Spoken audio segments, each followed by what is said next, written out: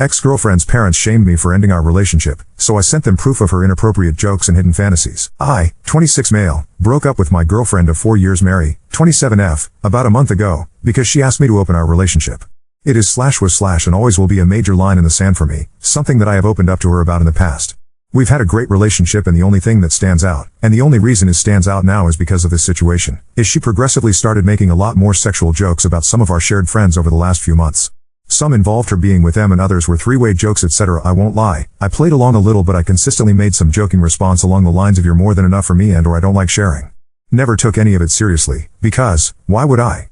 Until she asked and I found out/realized that she was probably trying to gauge my response and see how open I was. Mary asked when we were getting ready for bed about a month ago, kinda bluntly. I was scrolling on my phone and she was getting changed and goes, "If I asked you to open the relationship, would you?" This might sound super corny, but it was like I had an out-of-body experience and all of the above hit me at once.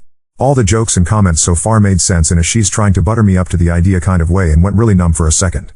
To her credit, she must have seen how freaked out I was and asked if I was okay. I pretended I didn't hear her and asked her to repeat herself, and she was really hesitant too, kept saying she didn't say anything, and only repeated it when I insisted. Then, I went to voice notes, set it to record and put my phone down to talk to her.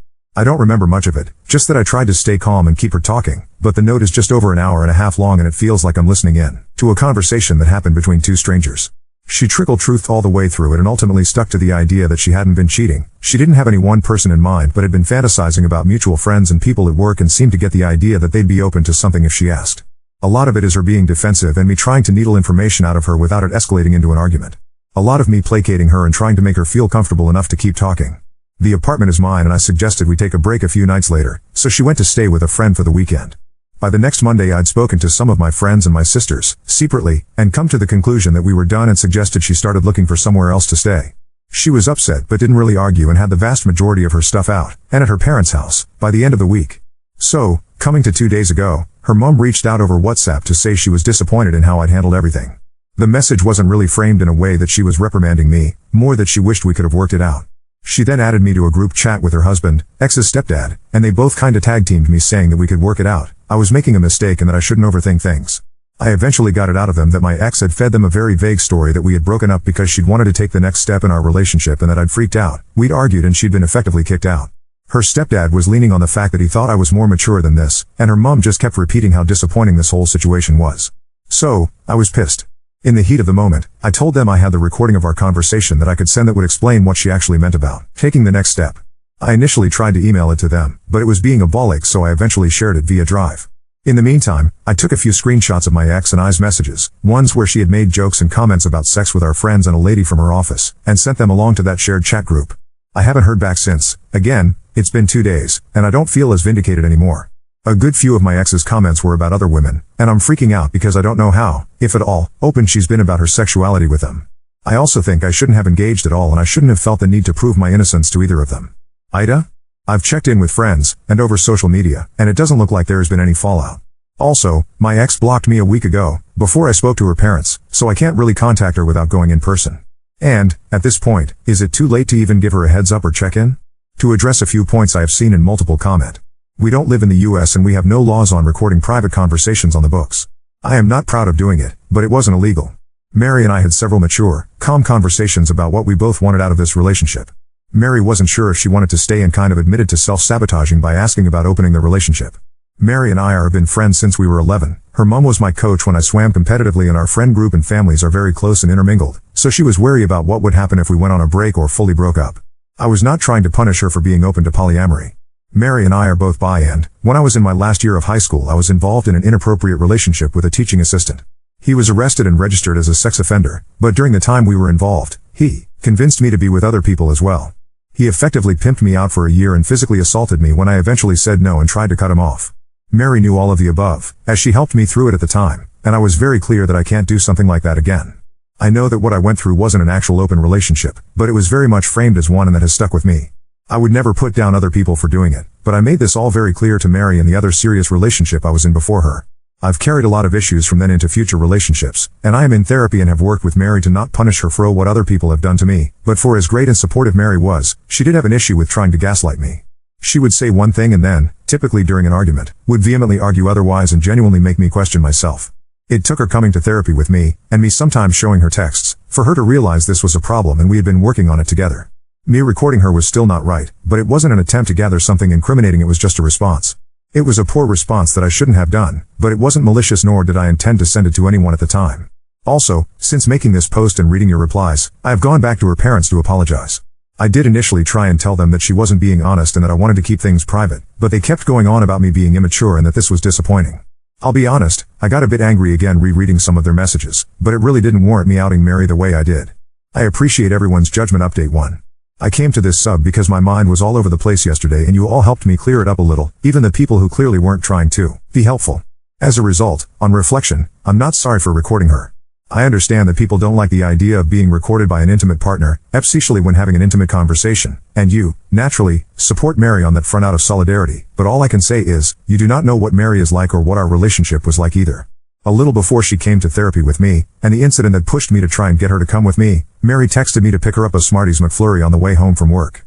When I brought it home and gave it to her, she told me she asked for a Dairy Milk one they don't even do here anymore, and rolled her eyes at me not listening to her again.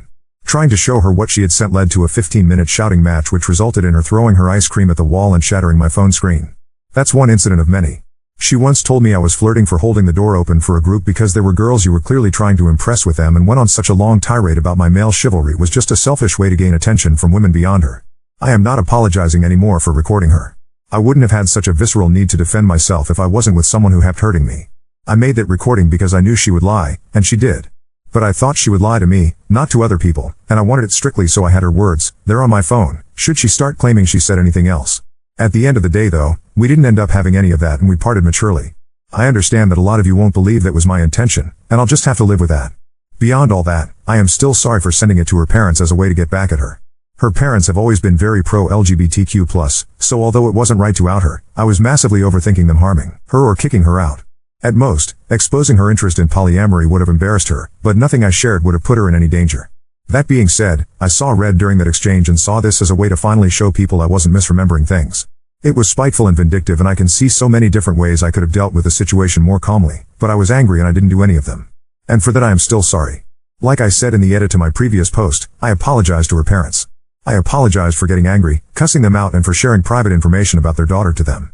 I fully acknowledge that I was being spiteful and that it was a harsh escalation of a response. Anne and Paul, what I'll call them for this post, accepted it at face value, but asked if I could come over for lunch this afternoon so we could have an actual conversation. It was nice, but really awkward too. Mary wasn't there. I apologized again and Paul and Anne said they were sorry for interfering and not giving me a chance to tell my side. We both agreed we'd acted inappropriately and that, going forward, we wouldn't involve ourselves in this topic. Left things on relatively better terms, but I'm not going to talk to them for a while. Above everything, they are Mary's parents and they will always be in her corner, as parents should be, so keeping my distance is in everyone's best interests. As for Mary, she unblocked me late last night and let loose a tirade of angry messages. They mostly, of course, consisted of how creepy and disgusting I was for recording her. Again, I recorded her because I knew she'd lie and all she did was prove my point, to which, despite still cussing me out, she had no real response for. I got from her, Anne and Paul, that things are understandably awkward, after what I'd shared, but she's still staying with them, for the time being. They've not discussed it with her, beyond letting her know they'd heard the recording and now knew she'd lied, but there has been no indication of negative consequences. And that's it. I'm reeling from 4 years of a relationship being over, of my girlfriend and best friend using my own trauma as a way to make me break up with her and then pretending everything was okay just to lie about me behind my back. But what is hurting me more is how I only now understand, from reading replies to my post and talking to my friends, that I was with yet another abuser and I am nowhere near as strong, or as over what happened to me, as I thought. Thanks for your help. Oop, in addition to my post, I want to make something crystal clear. The people still going through the comments claiming that Mary asking for an open relationship is some indicator of modern women, or her, being inherently promiscuous, or using it to push some narrative, were weird and annoying. In addition, the people who deliberately skewed the order of events and or tried to patronizingly psychoanalyze me, to try and frame me as worse than I actually am, were especially unhelpful. I understand that what I did struck a nerve with a lot of people, and I wholeheartedly recognize how I did not do what a lot of people would have preferred I do in that situation, but I came to this sub for advice and judgment. So, please judge me for what I did, not what you think I did. Now on to second story. Boyfriend moved in 3 weeks ago, my things started disappearing and reappearing, and his angry denial is making me question reality. My boyfriend of 5 months just moved in with me 3 weeks ago. He had some problems with his apartment, damp walls, and it has to be renovated. As my roommate is currently spending some time abroad, I told him it would be okay if he stayed at my place for 4 to 6 weeks, he'll be able to move back to his own apartment by that time. So, now we've been living together for 3 weeks and things started out great. Jealousy had been a bit of a problem between us because we often go out separately probably once a week, but coming home to the same apartment helped him get over his unjustified jealousy. But there has been one new problem. Now, this may seem petty at first, but I'm really at my wit's end with this one. Ever since he moved in with me, things started disappearing and then reappearing one day later in the same place they were missing from. I'm talking about documents, small household items and food. And it's not like losing keys and then finding them again somewhere. I specifically look for something in a certain place where it isn't, but is there the next day. For example, I like to take a chocolate bar with me to work in the morning, and for that, I normally have a pack of chocolate bars at home. Shortly after he moved in with me, I woke up to find all the chocolate was gone. I asked him about it. He said he didn't know anything about it. I come home just to find the chocolate bars are in the cupboard again. I ask him, he says he doesn't know anything about it. Maybe you just didn't see them in the morning. We're talking about a large pack with about 12 chocolate bars. How can I not see that? At first, I thought it was maybe some strange kind of humor, but he seems angry when I bring it up and it's starting to really piss me off, because sometimes, it's been items belonging to one of my friends that I wanted to give back to them and then couldn't, or it was certain documents I needed for a certain day. Now, I have absolutely no idea what this is about. I am not crazy, I just don't understand at all. He gets really angry when I talk about it, saying I'm making this up just to cause drama. Why should I? Update 1.